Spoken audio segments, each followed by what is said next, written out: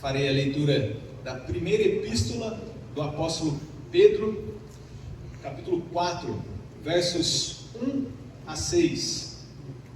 Acompanhe com fé a leitura da palavra de Deus. Está escrito: Ora, tendo Cristo sofrido na carne, armai-vos também vós do mesmo pensamento, pois aquele que sofreu na carne deixou o pecado, para que, no tempo que vos resta na carne, já não vivais de acordo com as paixões dos homens, mas segundo a vontade de Deus. Porque basta o tempo decorrido para teres executado a vontade dos gentios, tendo andado em dissoluções, concupiscências, borracheiras, orgias, bebedices e em detestáveis idolatrias.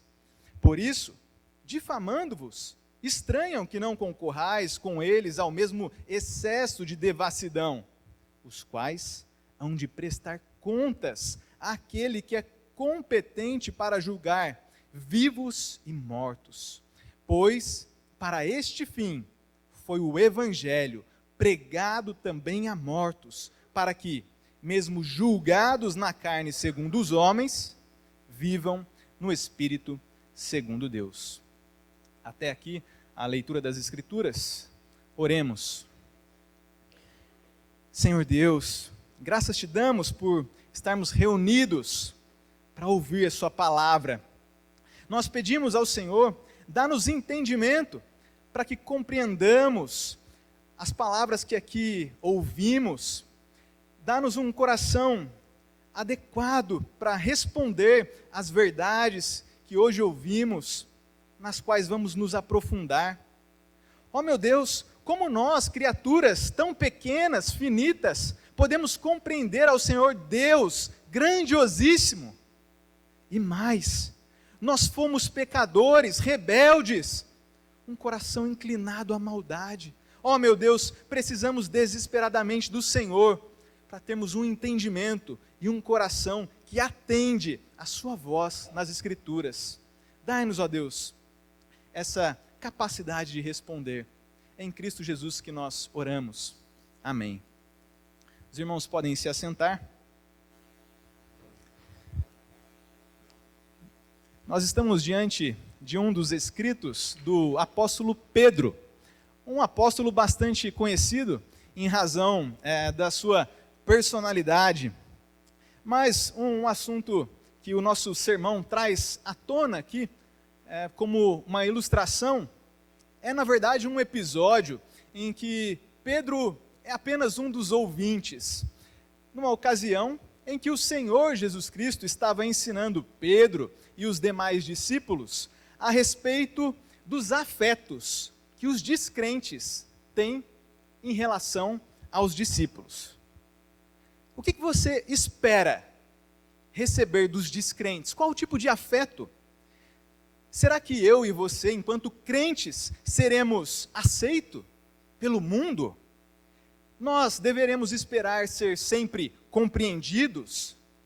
Ou será que os descrentes vão sempre concordar conosco em questões importantes? Como é o afeto dos descrentes em relação a nós? Por exemplo, talvez você é um homem de negócios, pense em fazer uma parceria comercial com um descrente. Como será essa relação? Ou você, moça, quer falar com a sua amiga sobre moda, por exemplo? Será que vocês vão pensar as mesmas coisas da mesma forma? E a sua amiga vai gostar de você, daquilo que você fala sobre estética? Ou ainda, cada um de nós aqui, reunidos num domingo, num almoço entre família e com familiares descrentes, talvez você queira aprofundar mais um pouco a conversa ao longo da refeição. Como os descrentes vão reagir? Bom, quando o Senhor Jesus Cristo estava falando a Pedro e aos demais discípulos a respeito dos afetos do mundo, o que o Senhor Jesus disse foi: se vós fosseis do mundo, o mundo amaria o que era seu. Como, todavia, não sois do mundo, pelo contrário, dele vos escolhi, por isso o mundo vos odeia. Disse ainda: Se me perseguiram a mim, também perseguirão a vós outros. Esta é a reação dos descrentes do mundo em relação aos discípulos de Jesus. O mundo vos odeia. E por que será? Qual a razão disso? Nós podemos nos lembrar de algo que João, outro apóstolo, registrou, que Cristo disse aos seus irmãos que o mundo o odiava, porque Cristo dava testemunho a seu respeito de que as suas obras são más.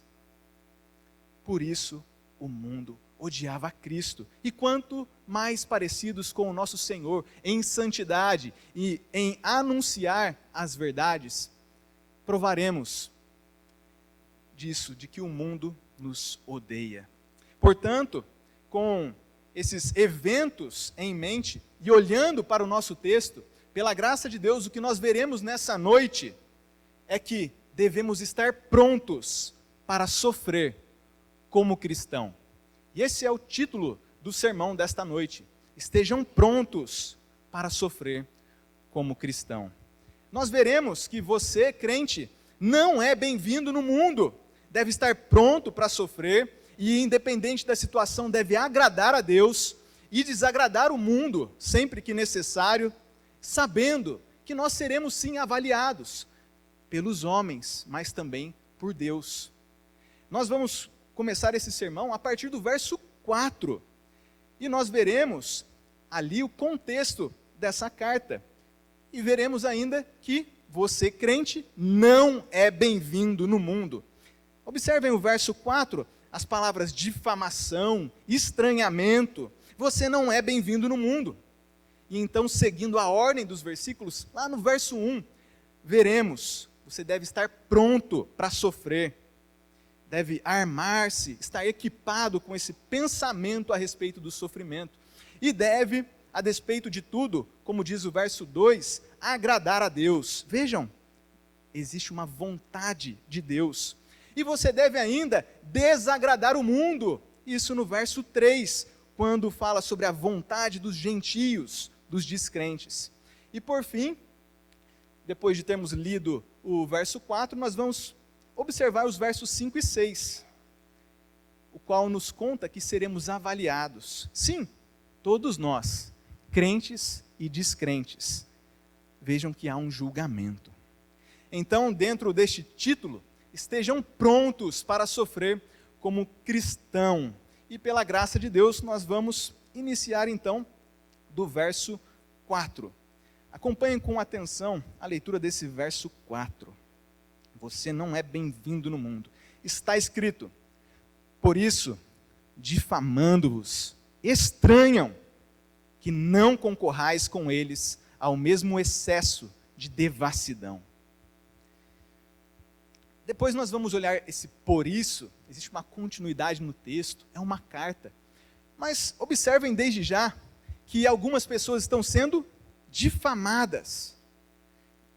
Estão falando mal de vocês, é o que diz a tradução da Nova Almeida. E quem é que está sendo difamado? A quem Pedro está escrevendo? Se nós recorrermos ao primeiro capítulo dessa carta, fica muito claro que o apóstolo está redigindo esta carta a pessoas que ele chama de forasteiros, ou, mais adiante, a quem ele chama de peregrinos. Sim, são pessoas que estão dispersas em diferentes localidades. E essa palavra dispersão, logo no início da nossa carta, nos lembra a respeito dos judeus, que nessa ocasião da escrita, estavam dispersos, vivendo longe de Jerusalém como peregrinos e forasteiros. Se encontravam constantemente em sinagogas, em diversos lugares. Porém, esse texto não fala apenas dos judeus dispersos, peregrinos e viajantes longe da sua pátria. Fala sim de cada um dos crentes. O próprio apóstolo, na segunda carta ao mesmo público, ele escreve que nós, enquanto crentes, aguardamos novos céus e nova terra. Meus queridos irmãos, cada um dos crentes que aqui estão, eu e você, somos peregrinos e forasteiros. Estamos aguardando uma pátria celestial dos céus, onde virá o nosso Salvador, nas palavras do apóstolo Paulo. Nós somos peregrinos, então, em uma jornada para a cidade celestial. E são esses peregrinos, viajantes, que estão sendo difamados, como diz o nosso verso 4. Estão falando mal, ferindo com palavras esses crentes.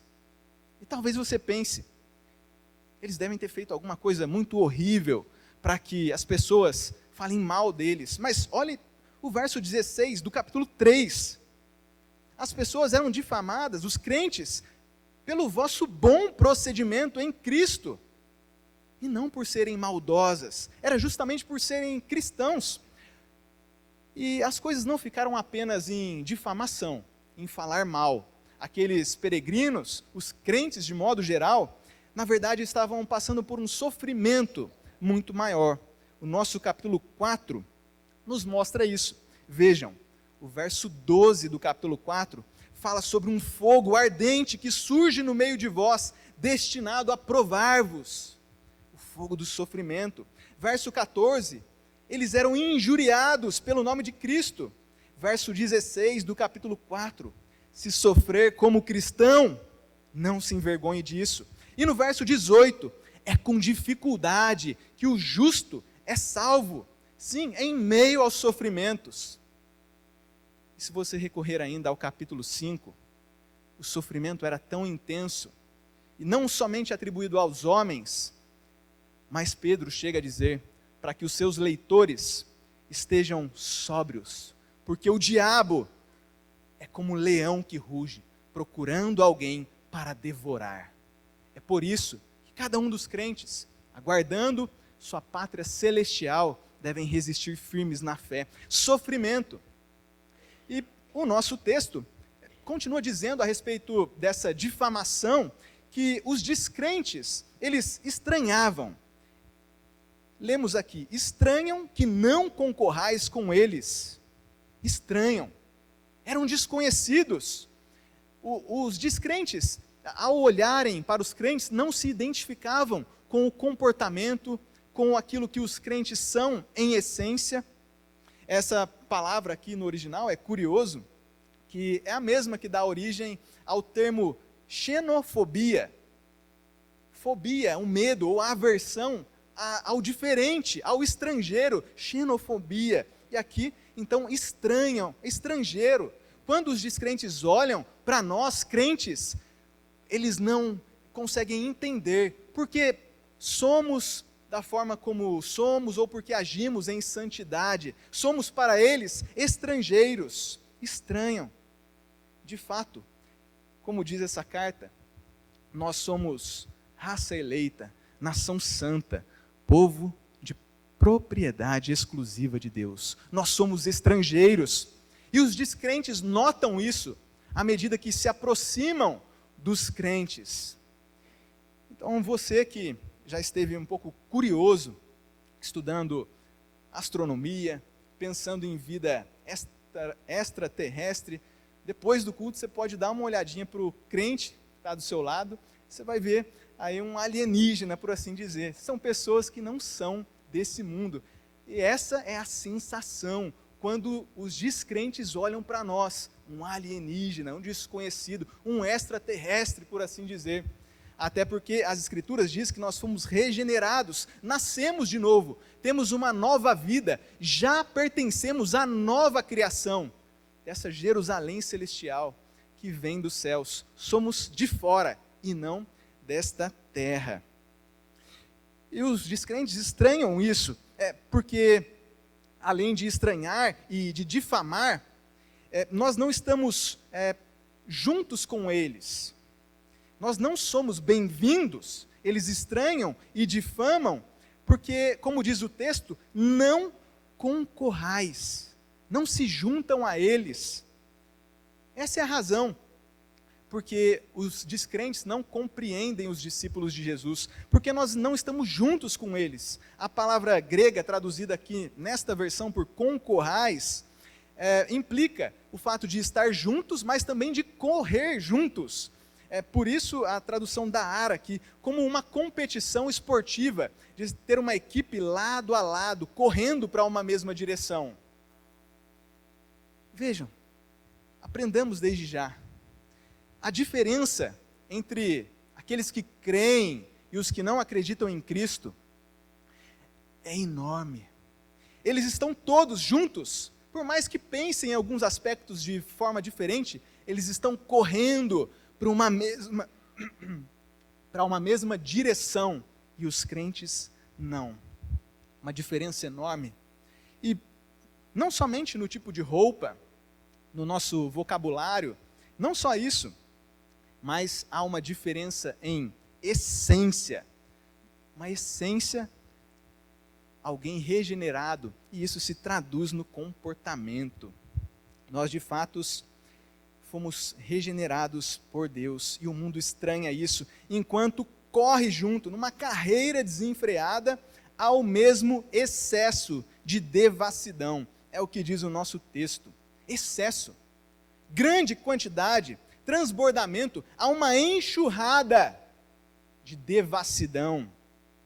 Uma mínima quantidade de maldade, pecado, impiedade, já seria inaceitável, mas quando nós olhamos para o mundo, o retrato bíblico é de que eles estão correndo junto em excesso de devassidão, de descontrole. A mesma palavra que é usada por Paulo, quando ele diz que os crentes não devem se embriagar com vinho, no qual há dissolução, devassidão, é a mesma palavra. É como se o mundo estivesse embriagado e descontrolado nos seus pecados.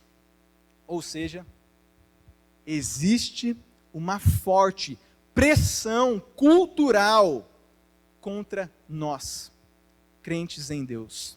De modo simples, o que nós temos aqui é uma espécie de convite do mundo.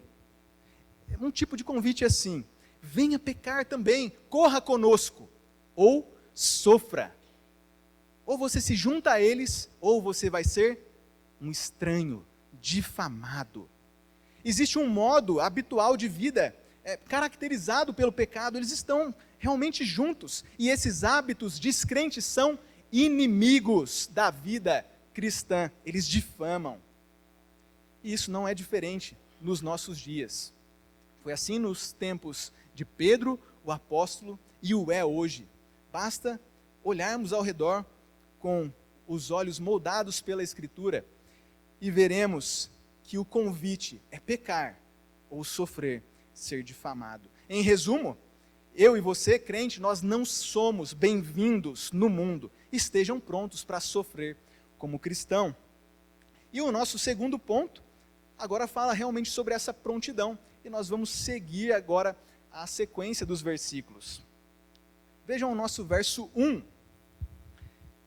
Ora, tendo Cristo sofrido na carne, armai-vos também vós do mesmo pensamento, pois aquele que sofreu na carne deixou o pecado. Cristo sofreu, o nosso Salvador. Marcos, um evangelista, a quem Pedro chama de filho, escreveu algumas coisas sobre Cristo, especialmente em relação aos momentos de sua crucificação, no qual nós vemos que o próprio Cristo foi difamado. Eles estranham e difamam. Marcos registra, no capítulo 15, verso 19, que os que iam passando, olhando para o Senhor Jesus Cristo crucificado, eles blasfemavam, difamavam. E aqui há um peso na tradução, difamavam. Mas por se tratar do Filho de Deus, eles difamavam. Era uma ofensa não comparável. Eles olhavam para Cristo, balançavam a cabeça e diziam: tu que destrói o santuário e em 3 dias o reedificas, desça daí. O próprio Senhor Jesus Cristo, nosso Senhor, foi difamado, blasfemado em seu momento de maior sofrimento. E o que o Senhor Jesus Cristo diz para os seus discípulos, Pedro e os demais? É o que comentamos na introdução. Se me perseguiram a mim, também perseguirão a vós outros. O mundo vos odeia, Portanto, o nosso verso 1 diz: armai-vos do mesmo pensamento. Meu querido irmão, você deve equipar a sua mente, armar-se. Pedro usa, no primeiro capítulo, no verso 13, uma linguagem de cingir o entendimento, estar preparado na mente para o trabalho. Aperte as fivelas, amarre os calçados, por assim dizer, trazendo aos nossos dias, e esteja pronto, cingindo o entendimento. E aqui, a expressão é ainda mais enfática, porque você deve estar pronto para uma batalha, equipado. Existe uma pressão e uma batalha cultural, todos correndo juntos, convidando você ao pecado, ou retribuindo com o sofrimento. Nós devemos, assim sendo, renovar as nossas mentes diante desse bombardeio, dessas tendências culturais. É isso que nós aprendemos do nosso texto. E equipando a nossa mente do mesmo pensamento, ou seja, eu e você, crentes, vamos sofrer também. Esteja pronto. Equipe a sua mente com essas verdades. Quais verdades? Pedro fala nessa carta que devemos nos alegrar por sermos coparticipantes dos sofrimentos de Cristo. Vejam que privilégio sermos identificados com o nosso Senhor, porque nós sofremos. Quando o mundo nos odeia e nos persegue, eles nos lembram que nós somos semelhantes ao Senhor. Por graça dele, estamos aprendendo a obediência e crescendo em santidade. Alegrai-vos nos seus sofrimentos. Capítulo 4, verso 13. Ou ainda, se olharmos no capítulo 2, lá no verso 21, Pedro nos lembra que Cristo é o nosso exemplo. Fomos chamados para o sofrimento, porque Cristo sofreu em nosso lugar, deixando exemplo para seguirmos os seus passos. O Senhor Jesus Cristo é muito mais que um exemplo, muito mais, ele sofreu no nosso lugar, mas ele não é menos que um exemplo. Devemos imitar ao Senhor Jesus Cristo em santidade, até mesmo diante do sofrimento. E o motivo, lemos aqui, pois aquele que sofreu na carne, deixou o pecado. Lembra do convite do mundo? Venha pecar também, ou sofra. O Senhor Jesus Cristo guardou-se do pecado. Pedro diz, no capítulo 2, sobre Jesus, o qual não cometeu pecado, nem dolo algum se achou em sua boca. Ele guardou-se do pecado, fez isso em nosso favor. Pedro diz, capítulo 2, verso 24, sobre Cristo, carregando Ele mesmo no madeiro, em seu corpo, os nossos pecados, para que nós, mortos para os pecados, vivamos para a justiça. O Senhor Jesus Cristo rompeu com o pecado de uma vez por todas. Cristo morreu uma única vez pelos pecados, o justo pelos injustos. Capítulo 3, verso 18. Meu querido irmão, esteja pronto para sofrer como cristão, não tendo parte alguma no pecado. E até por isso, é que o nosso terceiro ponto diz, agrade a Deus. Esse é o terceiro ponto do nosso sermão. Vejam aí, no verso 2, você deve estar pronto, verso 2, para que, no tempo que vos resta na carne, já não vivais de acordo com as paixões dos homens, mas segundo a vontade de Deus. Para quê? Existe uma finalidade. Cristo sofreu e você deve equipar a sua mente para que você agrade a Deus. Como agradar a Deus? Vejam, a resposta está aqui. Você tem uma vida toda pela frente, o tempo que vos resta na carne. Mas, para agradar a Deus, você também tem que estar consciente da brevidade da vida, o tempo que vos resta na carne. Desde a sua conversão em diante, ao aprender como discípulo das Escrituras, a olhar Cristo, que sofreu no seu lugar, e ao mesmo tempo deixou exemplo, você vai aprender a agradar a Deus pelas Escrituras. você tem uma vida toda pela frente. Mas lembre-se, o contexto aqui é de sofrimento, e você deve estar consciente da brevidade da vida. Quando Pedro fala aqui sobre a vida, ou o tempo que vos resta na carne, ele nos chama a atenção para a fragilidade atual do nosso corpo humano, a carne. Ao longo dessa carta, Pedro vai fazendo diversos comparativos e contrastes entre aquilo que dura pouco e aquilo que é eterno, aquilo que tem pouco valor ou aquilo que tem muito valor. E aqui Pedro, ele fala nessa carta sobre a carne, o nosso corpo humano, tendo em consideração o estado atual, frágil do nosso corpo, que dia após dia vai enfraquecendo e envelhecendo, até que ele seja renovado e glorificado. Mas no momento atual, é o tempo que nos resta na carne, esse corpo frágil, e a vida, especialmente diante do sofrimento, pode ser muito breve. Pedro, no primeiro capítulo, verso 24, ele diz assim, que toda a carne é como a erva, e toda a sua glória como a flor da erva. Seca-se a erva e cai a sua flor. Vejam, se você olhar para um jardim, uma flor bonita, olhe para os lírios do campo e, além de não se preocupar, de não ter ansiedade, esteja consciente da brevidade da vida, porque ela é comparada com essa planta que logo murcha, seca, se esvai, assim como uma neblina passageira, para usar a linguagem de Tiago. Ou seja, você, crente, tem um tempo que resta, e em meio ao sofrimento e à perseguição, esse tempo pode ser muito breve. Porém, deixando essa brevidade de lado, mesmo assim, nesse tempo curto, você deve aproveitar a sua vida ao máximo para agradar a Deus com coisas muito duráveis. E é interessante que, a partir da própria carta, nós vemos algumas implicações, alguns desdobramentos deste comparativo entre aquilo que dura pouco e aquilo que dura muito. E vocês acreditam que existem aplicações aqui para educação financeira, estética, planos para o futuro? Por exemplo, como que isso se aplica em você agradar a Deus ao administrar as suas finanças? No primeiro capítulo, Pedro fala sobre o valor da vossa fé, muito mais preciosa do que o ouro perecível. Diante do sofrimento em que sua fé é provada, ainda que você perca todos os seus bens, saiba, a fé é muito mais preciosa do que o ouro perecível.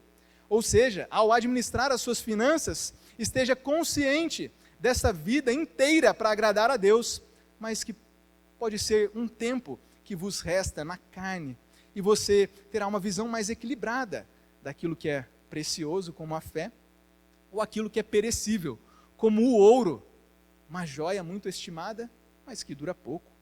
Ou sobre estética, você conversando com a sua amiga sobre moda, ou você se arrumando para um jantar com o seu marido. O que Pedro diz no capítulo 3 dessa carta é que os enfeites, o adorno da esposa, não deve ser o exterior, uma mulher muito preocupada com os cabelos, ou com o ouro, o vestuário. Sua visão tem que ser mais equilibrada. E o que se diz no capítulo 3 é que o adorno, o enfeite da esposa é o interior do coração, que é de grande valor diante de Deus. Ao pensar sobre moda, sobre estética, veja, existe algo de grande valor, que não é visto apenas no espelho, mas é o interior do coração. Ou ainda, alguns desdobramentos para fazer planos para o futuro. O capítulo 5 fala sobre o que esperar a respeito do futuro, quando diz no verso 4 que receberemos, enquanto servos de Deus, uma imarcessível coroa da glória, uma coroa que não murcha. Então, se os gregos ou os povos vizinhos como os romanos, pudessem participar de algumas competições e receber os louros e aquela coroa de folhas. Essa coroa, ainda que você tenha se esforçado muito, ela murcha. Mas não é assim com a coroa imarcessível da glória. Ao pensar sobre o futuro, não leve em conta somente essas coisas que duram pouco, murcham, mas leve em conta que o próprio Senhor Jesus Cristo, Deus, se agrade da vida que você tem vivido. E então, o nosso texto diz: já não vivais de acordo com as paixões dos homens, mas segundo a vontade de Deus. Agrade a Deus. Agrade a Deus. Os descrentes são apaixonados por coisas que desagradam a Deus. Vocês percebem o contraste nesse verso 2? As paixões dos homens ou a vontade de Deus. As coisas que os descrentes mais amam não são conforme a vontade de Deus. Agrade ao seu Senhor. Ainda que o mundo esteja todo de mãos dadas, caminhando para um mesmo lado, descrente, agrade a Deus e esteja pronto para sofrer como cristão. E isso implica o que mostra agora o nosso verso 3, desagrade o mundo.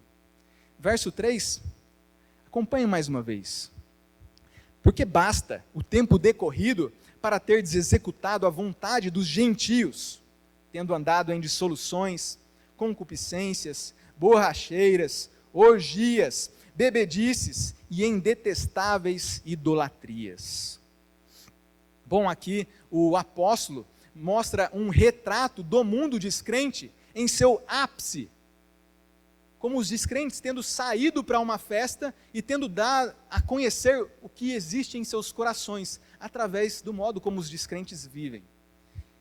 E nós, discípulos de Cristo, não devemos viver dessa forma, não mais, ainda que nós mesmos já tenhamos, em tempos passados, feito companhia aos descrentes.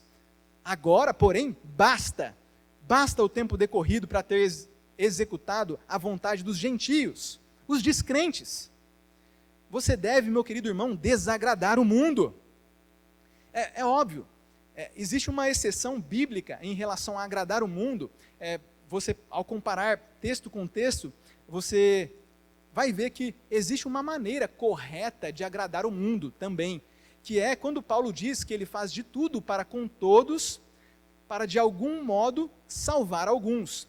Nesse sentido, agindo em santidade, em obediência, nós somos chamados por Deus a viver uma vida de santidade que agrada ao mundo, no sentido de pretender a salvação deles, de modo santo. Mas desagrade ao mundo no sentido de romper com o pecado, de não ter parte no pecado. Foi para isso que Cristo viveu uma vida perfeita, não pecou, para que você não pecasse mais. Então, nós vimos aqui, existe uma forte pressão cultural, um conflito, uma tendência cultural. E como que era essa cultura na época dos leitores originais? Era o que nós lemos aqui, tendo andado em dissoluções, concupiscências, borracheiras, orgias, bebedices e em detestáveis idolatrias. Ou seja, dissoluções, imoralidades, práticas libertinas, sem controle realmente, concupiscência, aqueles desejos carnais. O próprio Senhor Jesus Cristo diz de onde é que brotam os maus desejos? Do coração. Aquilo que nós vemos nos descrentes, ou aquilo que nós já tomamos parte antes da nossa conversão, não são apenas atos exteriores que agradam a Deus, mas o que desagradam a Deus. Mas o que os descrentes fazem é revelar o seu coração com concupiscência, maus desejos. Vejam a situação da humanidade caída. Quando a Bíblia fala sobre os descrentes, nós precisamos aprender com as Escrituras a como enxergar a cultura ao nosso redor. E vejam que interessante que no nosso versículo aqui, tanto no 2 quanto no 3, as Escrituras falam sobre as paixões dos homens, ou essas concupiscências, esses desejos. Então sabe como que a Escritura enxerga o coração dos descrentes? Como mal. Essa é a linguagem frequente das Escrituras. Nem precisou dizer que é mal. Quando diz aqui sobre as paixões dos homens, no verso 2, já fica subentendido, depois da queda, que as paixões do coração são más. Se não tiver um coração mudado, então, por Deus, precisamos aprender a olhar ao nosso redor com essa visão bíblica. Além disso, esses desejos maus que vêm do coração se manifestam então nesse descontrole, naquilo que diz aqui sobre borracheiras, ou que a nossa Bíblia, na nova versão Almeida, traduz para a gente como bebedeiras, realmente descontrolados, como que tendo saído para uma festividade, se entregado ao excesso de vinho e estando mostrando qual é o seu tipo de coração, um coração que desagrada a Deus, do qual nós não devemos mais tomar parte. E nisso inclui a embriaguez, toda essa farra e as detestáveis idolatrias. Ou seja, é uma quantidade realmente exagerada de maldade. É um retrato bíblico da humanidade descrente em seu auge, como tendo saído para uma festividade idólatra e se entregado a um excesso de bebidas e de coisas condenáveis. Esse é o retrato.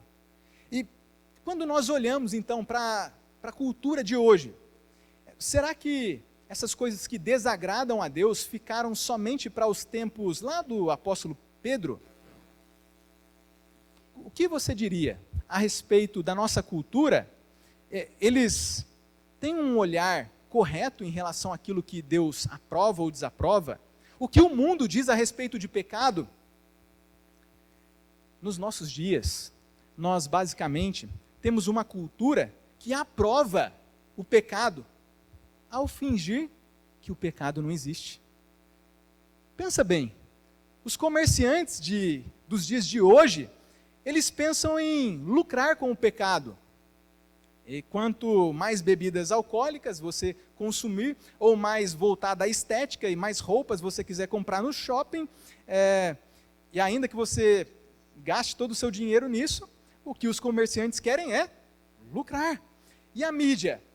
A mídia resolve televisionar no cinema, nos seriados, passando coisas inconvenientes nas telas do celular. Eles lucram com o pecado, eles expõem o pecado nas telas dos nossos celulares, ou ainda a cultura à nossa volta. O que dizem os especialistas em saúde a respeito do pecado? Muitas coisas que são pecado, chamadas de pecado na Escritura, são hoje chamadas pelos especialistas em saúde como vício, doença.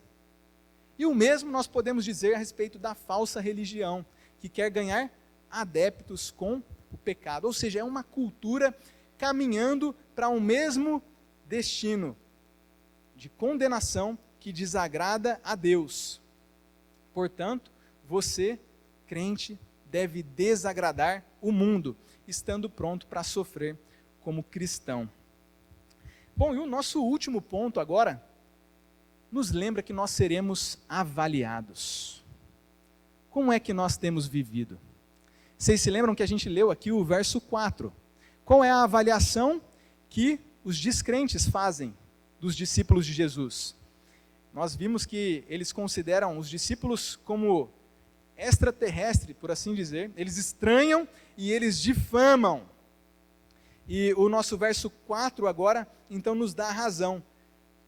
Por isso, difamando-vos, estranham que não concorrais com eles ao mesmo excesso de devassidão.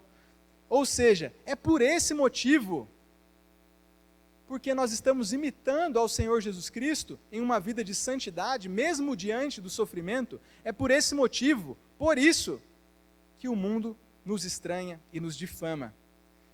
E o nosso último ponto, então, fala sobre essa avaliação.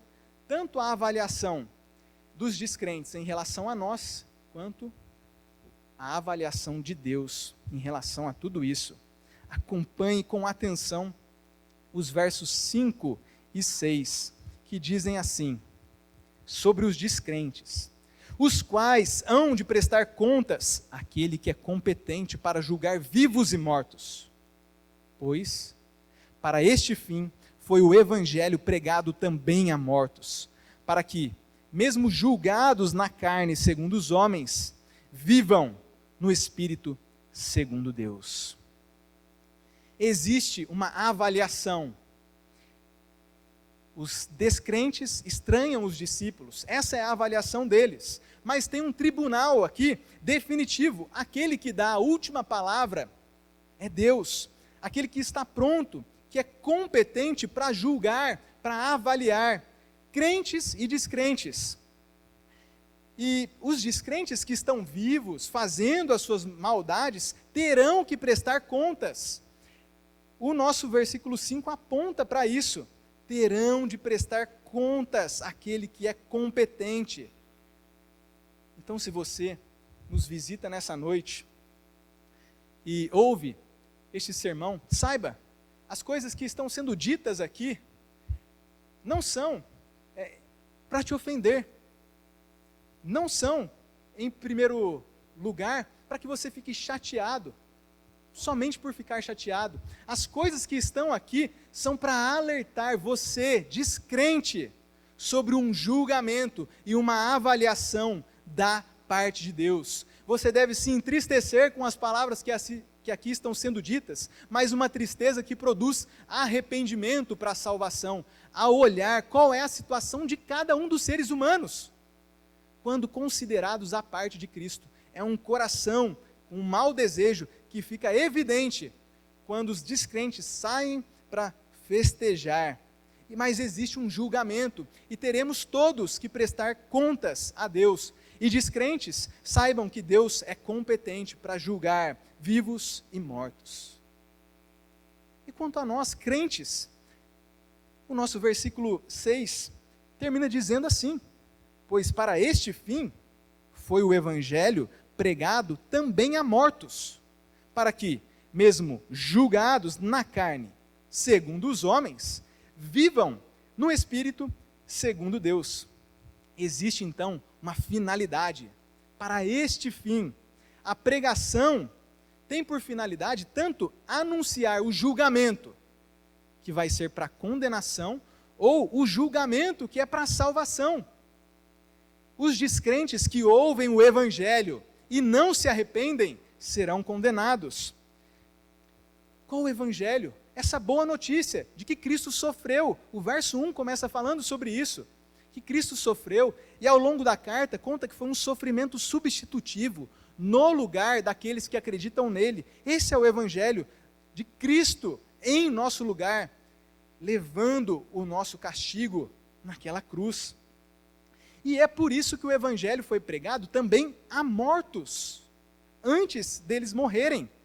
Lembrem-se, esse aqui é um contexto de sofrimento, e uma leitura natural do nosso texto, dentro do contexto, nos mostra que existem crentes que foram mortos ao serem julgados, veja bem o seu versículo 6, julgados na carne segundo os homens. Quando os homens olharam os discípulos e fizeram uma avaliação, um julgamento, eles acharam estranho, difamaram, perseguiram, mas assim como fizeram com o Senhor Jesus, mataram a muito dos crentes, os mártires.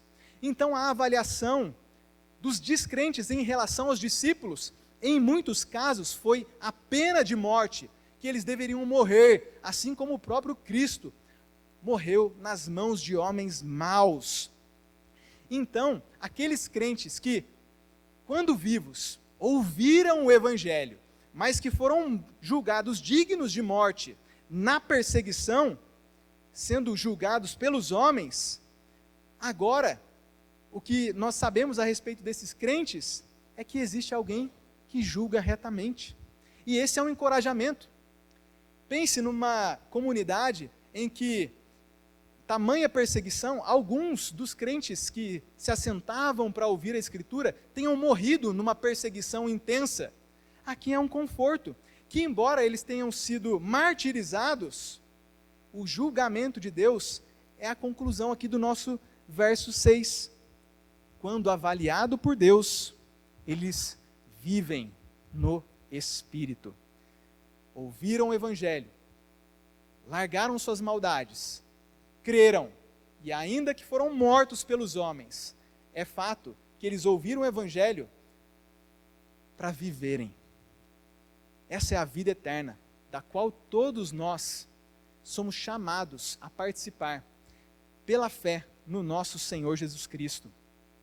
Ainda que possa haver sofrimento, a ponto de levar os nossos bens, família, ainda que o leão que ruge buscando alguém para devorar possa destruir-nos, como o fez com Jó, nós, pela fé, devemos perseverar, sabendo que, segundo Deus, vivendo em obediência, nós somos aprovados e temos a esperança dessa vida no Espírito, a vida eterna. Em resumo, crente, você não é bem-vindo no mundo. Esteja pronto para sofrer. Agrade a Deus, desagrade o mundo e saiba que nós seremos avaliados, tanto pelo mundo quanto por Deus.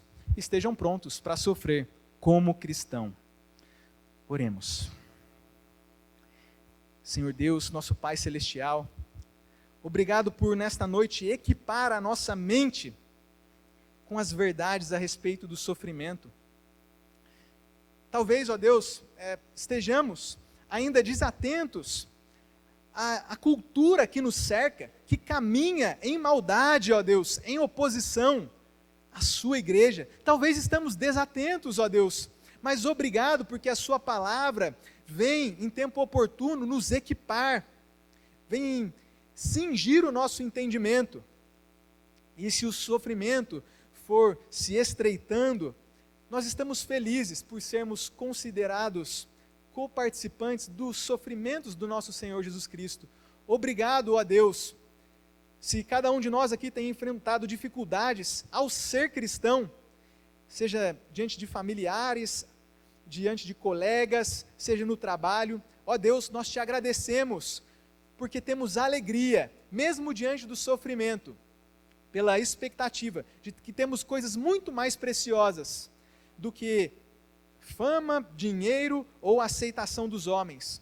E aquilo que temos de mais precioso é a fé valiosa, a sua palavra que permanece para sempre e o sangue precioso de Cristo, vertido na cruz, que foi dado em nosso favor para perdão dos pecados e a vida eterna.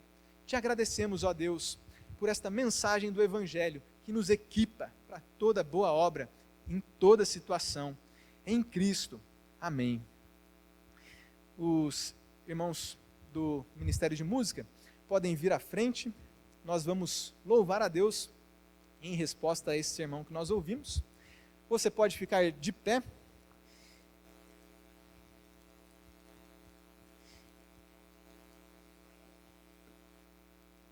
Queremos responder a Deus com fé, com gratidão, a esse Deus que nos sustenta em todo momento, até diante das maiores dificuldades